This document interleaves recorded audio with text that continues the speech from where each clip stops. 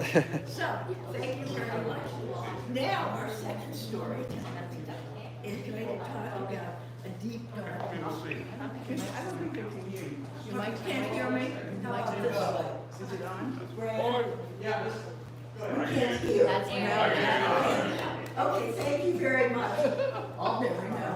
Our second story today, Carol Booker, the storyteller, is going to tell us about a deep, dark mystery. Another true story of Chesapeake legend, and she, as a journalist and lawyer, has dug it all up and interpreted the legal interaction as well. So we have another story of crime, and is it punishment or not? This thing to me is the punishment. Okay. Good morning. Kathy is a hard act to follow. And I must say, I saw her presentation down at the Calvert Marine Museum some months ago. And Mr. Ferguson, who lost his father in a shipwrecking and survived, was there. And it was really tough seeing him. But he went on to a career on the water, working for the Canard Line. And I see some people you would never want to see a body of water again. But boy, it really brought it to life. What I'm talking about today is several things in common with Kathy's story. Few things. Well, the Chesapeake Bay, obviously, is the star, right there at the center. And then some of the best lawyers in Maryland were involved in this case. It's a murder, and it happened in 1900. At the time, it was considered the worst crime that had ever been reported on sleepy, quiet, tranquil Solomon's Island.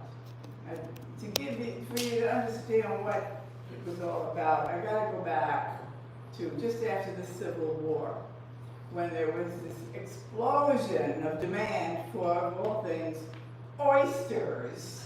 People up and down the East Coast wanted those oysters. And the Chesapeake Bay had twice as many oysters as all foreign countries put together. So it was a great time for the oystermen. Most of them worked with those tongs at the time. And then dredgers came in, and then there were oyster wars, oyster pirates, oyster police. And that's a different story. Everything was pretty good for the oystermen, and many of them came from the eastern shore over to Solomon's Island, where there was a man who came down from Baltimore in 1865 because he saw a great opportunity. He wanted to build the largest oyster cannery in the world, and he did, right on Solomon's Island. And his name was Solomon. So people were talking about bringing their oysters to Solomon's cannery, and pretty soon they started just saying, we're going to Solomon's, and the name caught on. And the island, which had originally been Sandy Island and had nothing much on it, but some trees and foliage, sand, until it was bought, lock, stock, and barrel, by Isaac Solomon, bought the whole island, set up his cannery, hired about 17 men to work in it, which was great for the economy there. And he built about 30 homes for his workers and others. And he donated land to churches, so it was a great start. And one of the people who came over during the 70s from Somerset County, the poorest county in Maryland on the other side of the bay, was a man named Littleton Condiff. He was 17 at the time. And he got married over in Solomon's, and they started a family. And everything was going great. And in 1884, he managed to buy a house on Solomon's Island, free and clear, no mortgage, he had 5 kids. So So this gave his wife, Bessie, a great sense of security and made him very proud. The house, by the way, still stands opposite the Pier restaurant. It's now the Equinox gift shop, and architects call it an eye house. So I stood in front of it with a friend for about 10 minutes, figuring, well, it does look like the shape of an eye, a letter I. It looks more like a T. And then fortunately, we had the sense to give that up and go back and do a little research, and found out it's called an eye house because it's a popular house in states that begin with the letter I. So things were going very well for the Oystermans. For some reason, things didn't go so well for Isaac Solomon. And he was forced to sell the island. It went up for auction. This is wonderful classified ad in the newspaper. It lists all the houses because the houses were for rent because he still owned the land underneath them. And all of this up for sale at auction 10 years later. I don't know what happened to his business, but something went wrong. And so then 2 years after that, it was sold again for $12,000, and then 2 years after that, for $15,000, and now, you know, jump forward to what it is today, the lovely place that we all love to go to for one reason or another. So things go along pretty well until 1885. The oysters are starting to be depleted because, like anything else, you can't just keep taking them, and not replenishing them, and that's what was happening. Oystermen were coming down from New England to get our oysters to bring back to seed their oyster beds. And so it was quite a wild time. So in 1895, the Condiffs had to take a mortgage on the house. They had no choice. The oysters were down to 50% of what they had been 10 years earlier. So the oystermen were having a very rough time. Unless they had some other side business, like crabbing, or charter boats, or his brother George started a tourist house called it just burned down a few years ago. Arson was suspected. So unless you had something else going for you, you were in bad shape. And they used to say, man had to love it to do it. And Condiff obviously loved it, although nobody ever came right out and said, boy, I love this rough life. It was rough because the oyster season, as you know, is the winter time. And with climate change, our bay is much milder in the winter now. Back then, it was pretty rough. There were years when it froze over in January and nothing could get through. And so he mortgaged the house. And the man he mortgaged it to was J.F. Webster, who had Webster's store down on Back Creek, where the road turns down there, and Webster's store was the go-to store where oystermen would come in, sit around the potbelly stove, and eat peanuts and talk. And he and his brother, Cook Webster, later on, carried the island in tough times. And so this mortgage of the Condiffs had not been paid, had a penny on it for 5 years. So in 1900, he and his wife are sitting here. Let me just take a little sidebar here. I thought, when I wrote this, that the most controversial question in the whole book would be, who killed Captain Condiff? Because he is murdered in 1900. And I was wrong.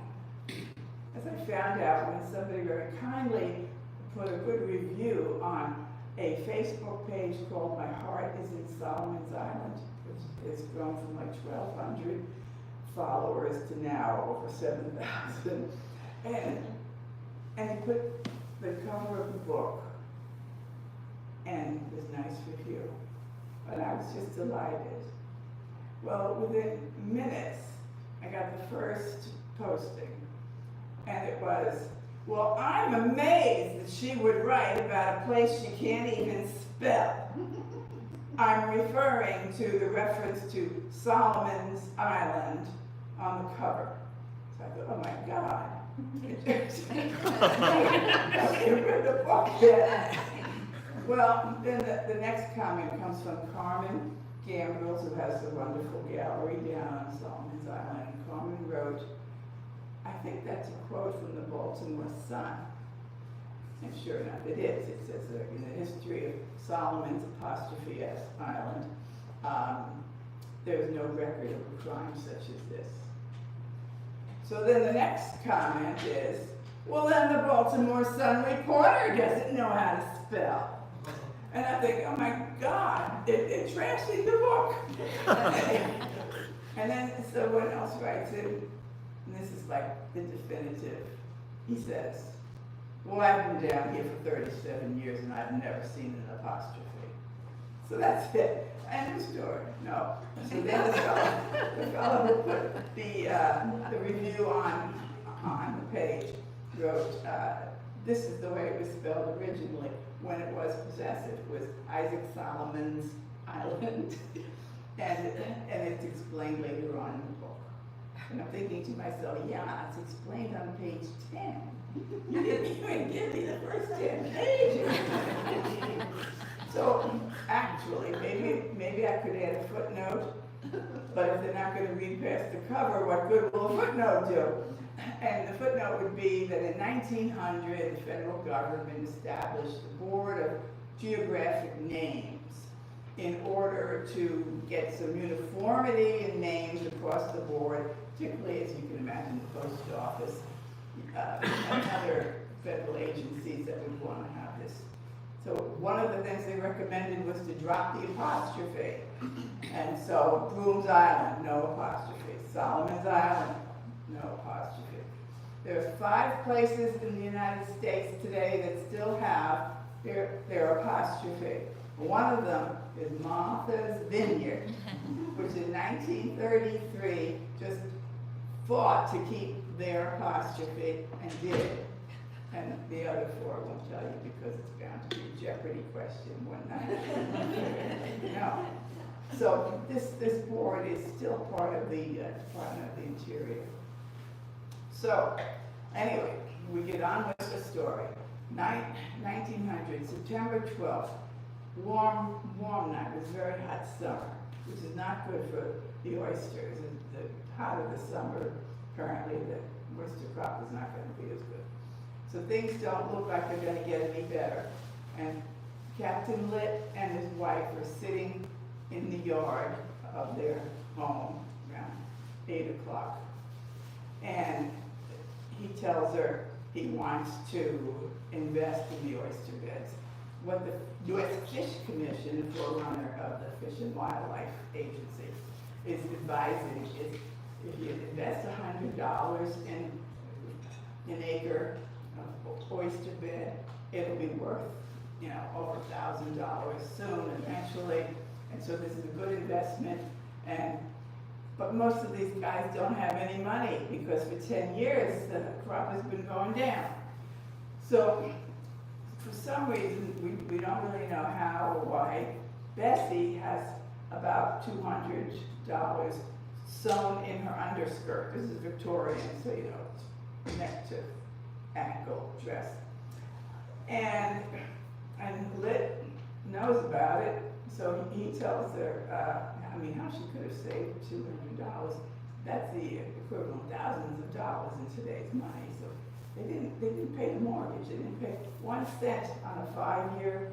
In 5 years on the mortgage, they owed money to the grocery store. The only thing that they had faithfully paid was life insurance on Litt. Now that's another little story. Litt and many other people on Solomon's Island had life insurance from their fraternity. Fraternities in those days that were your main source of life insurance rather than a life insurance company. So their fraternity was the improved order of Heptasofts. Hepta meaning 7, softs, wise men, let's call it the Heps for short. So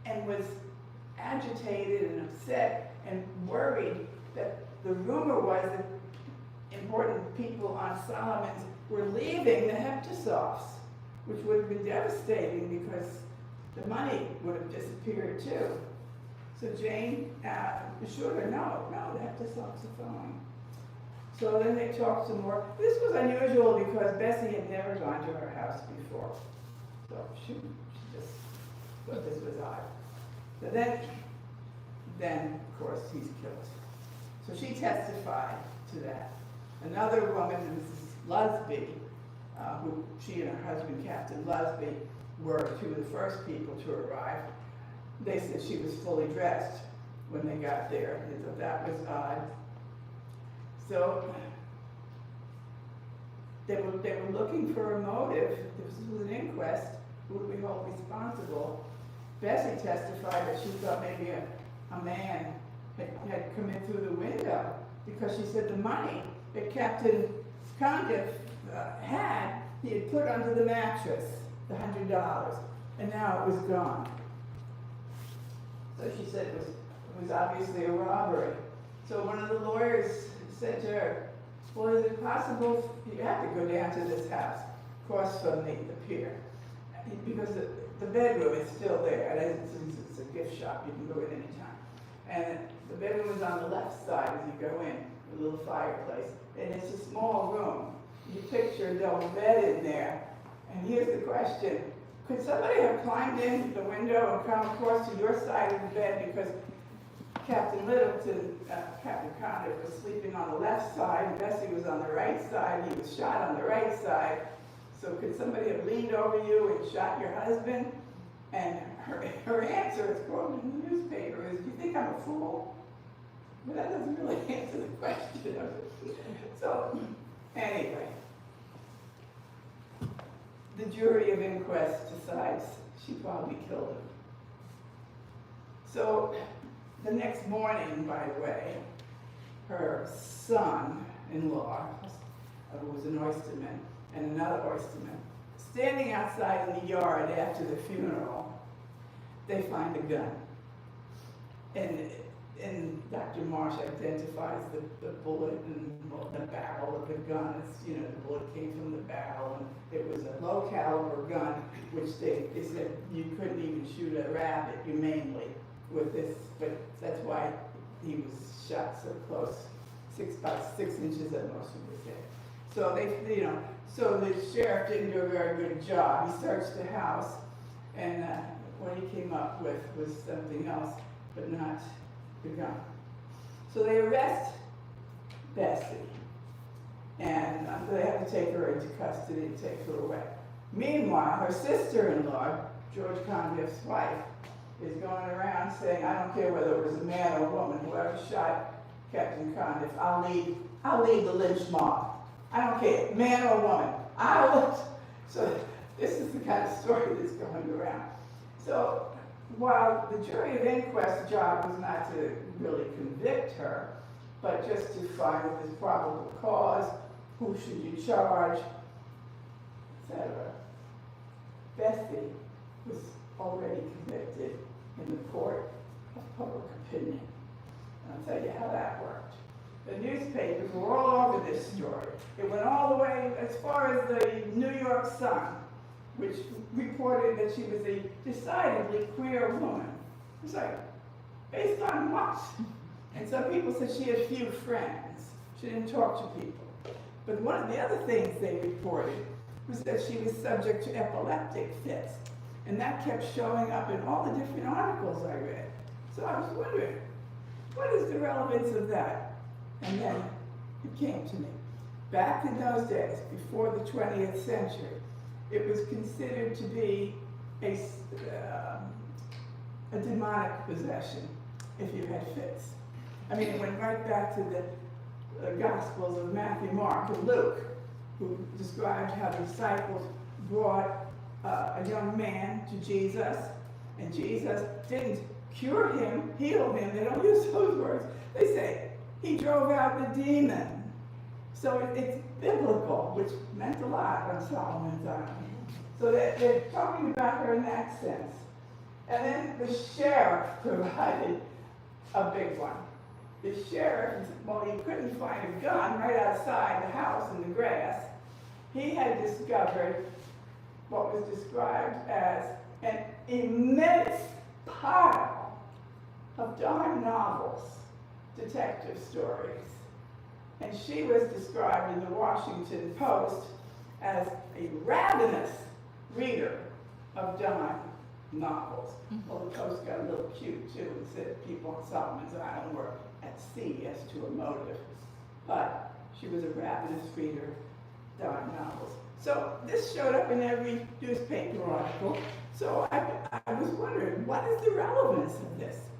I looked into it and found out that back in those days, these were considered pernicious literature, from Jesse James up to romance novels and detective stories in between. If you read these, you were considered to be probably guilty of whatever crime you were charged with.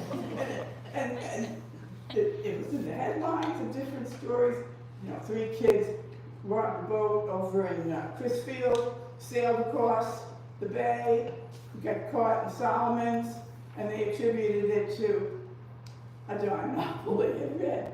You know, 3 other kids stole money from a father or mother, same thing. And so she was convicted.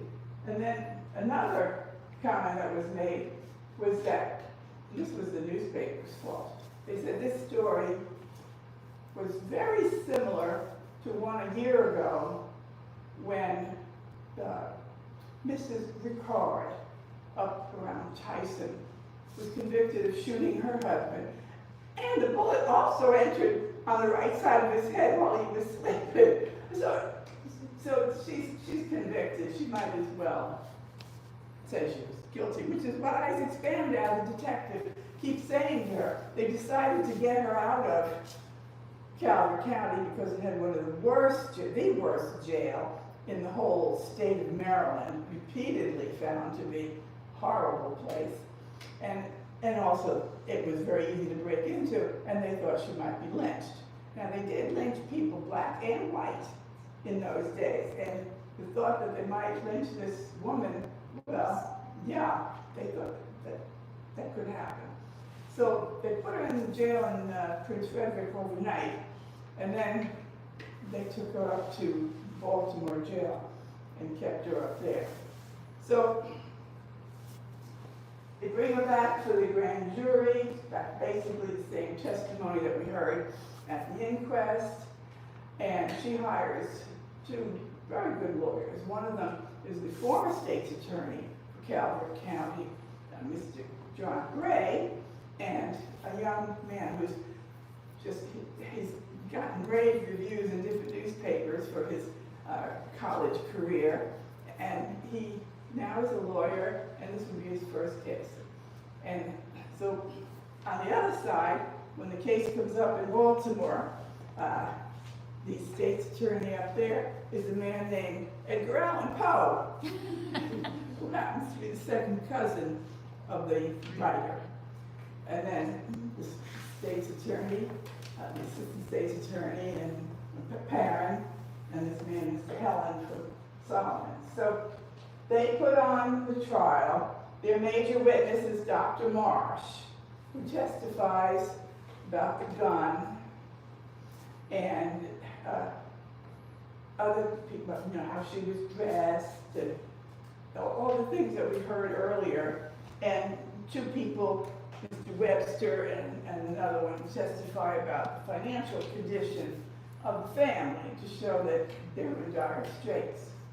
So then the defense puts on their case, and they call a psychiatrist, a doctor of, he's a surgeon, but he works at a hospital for the insane north of Baltimore, and his name is Dr. Hill.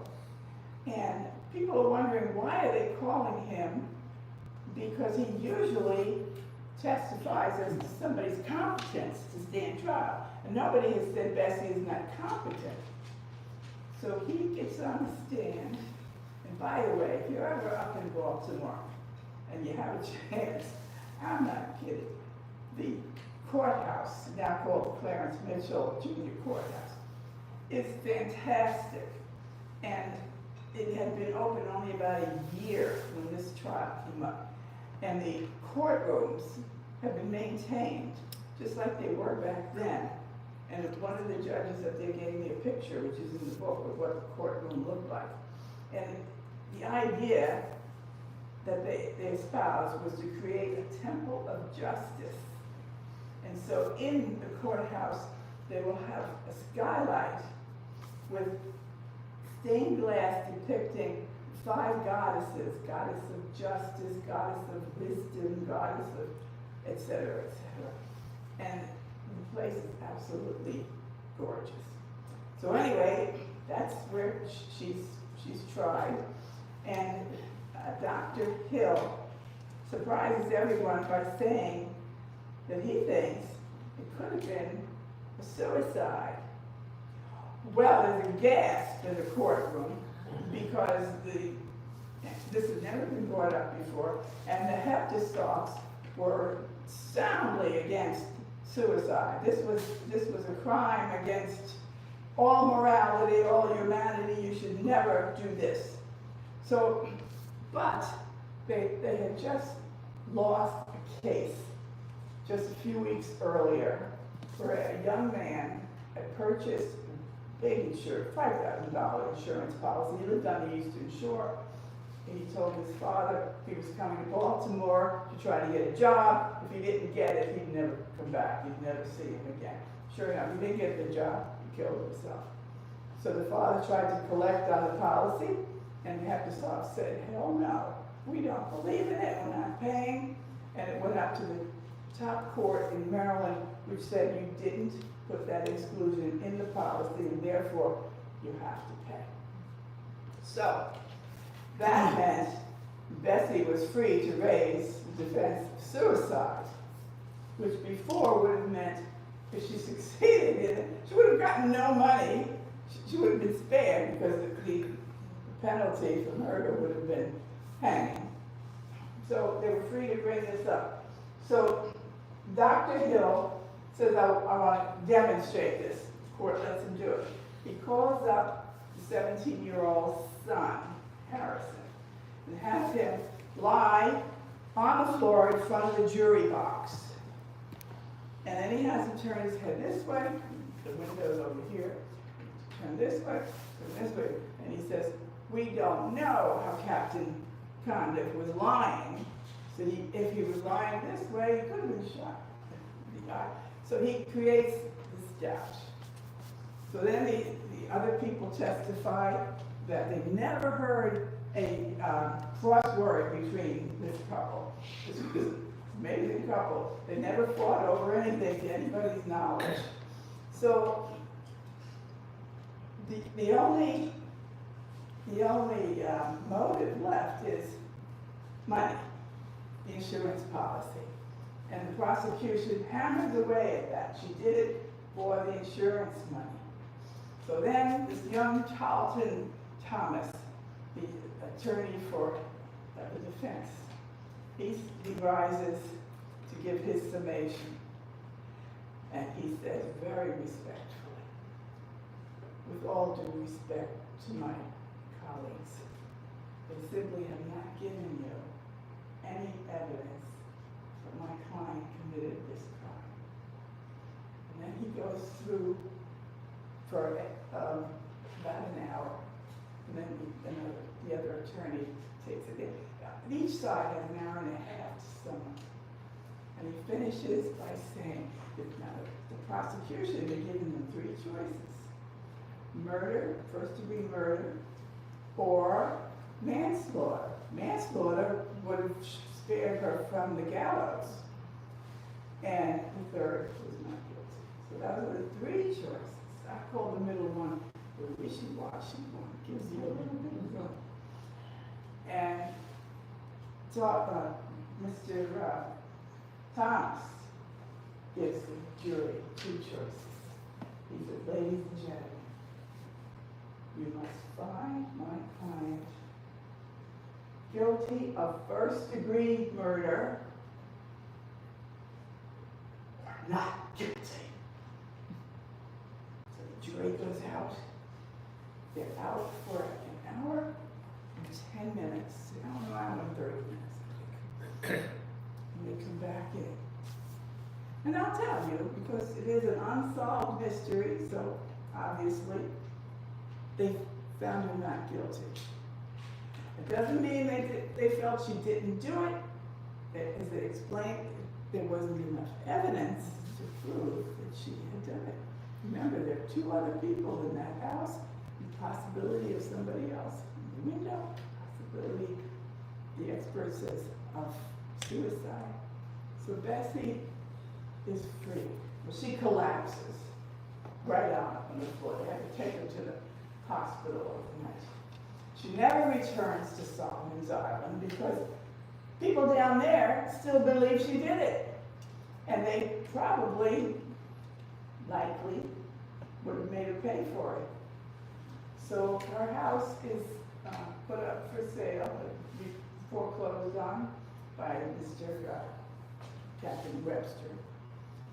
And she lives the rest of her life up in Baltimore. But as you read the story, and you get to this conclusion, you start thinking about things that came up, things that were said in the course of it. And you're looking back with hindsight. So you, the reader, are the jury, if you want to try to decide who did this. So there's one more chapter in the book. It deals with the family after the murder and what happens. So it's up to you. You are the jury. Who killed Captain Condiff? Thank you.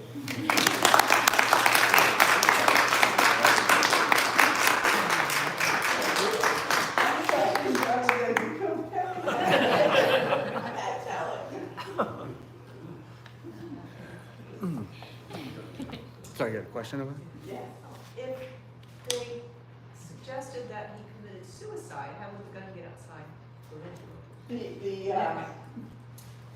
The expert said that he believed he would have had enough in him after he shot to throw the gun out. Weird. But that they, in the testimony, the son testifies that when he ran downstairs after the shot, that his father put his hand on his shoulder. So that they're kind of implying that there wasn't paralysis or complete unconsciousness. They're just suggesting it just a little bit. So, yes, Received the insurance money she and the lawyers, of course, there was no indication that they were pro bono. And I'm sure they took their pick. The question was, who got the insurance money? So but she did get it. They had no grounds for not giving it to her. Anything else? Yes. Did the son or mother-in-law testify, or mother testify? Yes, the mother, she testified. And an interesting thing, she brought up for the first time that when they were sitting there discussing the money in the yard before they went to bed, the Captain Condiff said, maybe I should just kill myself. Or maybe I would be better off dead. And at best he had said, well, we can't decide ourselves when that's going to happen. And allegedly he said, well, I could commit suicide. But it was the mother-in-law who brought that up for the first time then, because it was a shameful thing. I think that he would even be thinking that. But this was life and death. Yes. His children still on the island? Did they? No. Yeah, I was figuring they would. What was the question? Did his children stay on the island? No. The whole family stayed up in Baltimore. Okay. And that's where you have to read the last chapter because I'm not sure. Yes. This is probably a theoretical or unanswerable question, but if you couldn't sell oysters, why didn't you sell crabs? I mean, there's just so much Yeah. crabbing day. Exactly. What? Do something else. Apparently oystermen, as they say, you have to love it to do it, and they were so into it. I mean, you look down there now, you see oyster boats. And I don't know that they do crabbing in the summertime. Maybe they just live off what they make from September to April or May. And That's also, valid. there are So many much oyster more places. individual crabbers who off the end of their dock. Mm. It takes more wherewithal, if you will, to be an oyster. Yeah, You yeah. have to have equipment, et cetera, boat. Yeah, you can't just put a little line out with a chicken net. Right. Right, it took a lot.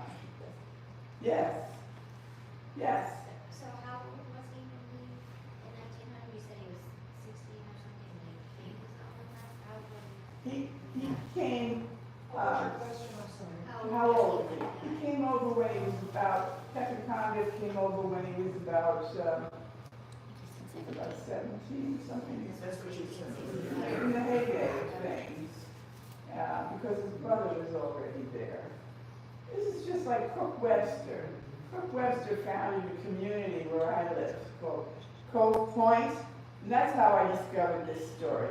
I was researching about Cove Point when I discovered this newspaper item from the Baltimore Sun about this murder in Solomon's Island. I said, well, that's something that has nothing to do with Cove Point. So I have to put it aside, but I'd like to come back to it. And that's what I did. About 3 years later, I came back to it and found this unsolved mystery. I have checked, you call it a murder, but we haven't proved it was a murder. You're right. You're right. I think we got one more question and Notorious suicide, right. Yeah, What was his he name? said, he objected to my calling it a murder when we haven't proven that it was a murder. It's true. Exactly. Yes. Okay, Carol, here's a question that's come to me only after reading your book and editing your book and hearing you many times. You've talked about the quality of the silence. The quality of the darkness must have been equally great. Yet, in the bedroom, people saw the terrible scene of the shot man. What light do you suppose might have been brought? It's mentioned that the son lights a kerosene lamp when he comes downstairs. And Captain Lusby, who ran over from across the way, I think they lived in where Carmen's Gallery is now, ran across there, and he said he didn't see anybody leave the house except the son, who was going to get the doctor, because it was a full moon. So you had that outside, and inside the kerosene lamp was lit. Anything else? Yes. So come on, tell me, who killed Captain? Yes. Well, you had challenges here in putting together this book because there were no transcripts. Is that right? How did you put this book Boy, that was together? annoying. I went to the Maryland State Archives, and they have many transcripts of other trials at that time. Mysteriously, transcript of this trial is missing. Oh. Now, I got the notes from the grand jury that was held in Prince Frederick, but that's a secret, you know. They only tell you the findings and who the grand jury members were. Things like that are there, and the transcript is gone. So how did I do it? I used the very, very good reporting of the Baltimore Sun. They told the story exquisitely, and then it was picked up in other newspapers. But it was like word for word what was testified to. And it all made sense. In the end, she was acquitted. So everything was consistent, no inconsistencies. Did her mother live with them? Her mother lived with them. And she did it. there you go. I thought that was my first The thought. mother was married to a man named Solomon Tarleton, who had been very active in Baltimore politics some 20 years earlier, but had been arrested, strangely, horse thieving. He had gone out into the country and stole a horse. He took it to Harrisburg, Pennsylvania, got caught, was put in jail, got out of jail, and shortly after, he's arrested and tried and convicted again for his involvement in 8 burglaries. Ah. So there's something that we call what the bad seed. Bad seats. So you have this character who's the grandfather, and you know, maybe the mother also told stories about him as a daredevil to the kid, 17-year-old Harris. Yes, indeed. I'll tell you a little secret. Hint. 17-year-old, 10 years later, Harris disappears from the face of the earth. I went looking for him all across the country. There is no reference anywhere in any census, any place else. And any good reason to disappear. That's all I'm going to say. I think I have one more question right here. I'm just wondering if the, I don't know if he's the grandfather, but the mother's husband, was he still in jail at that time, or? No, he didn't.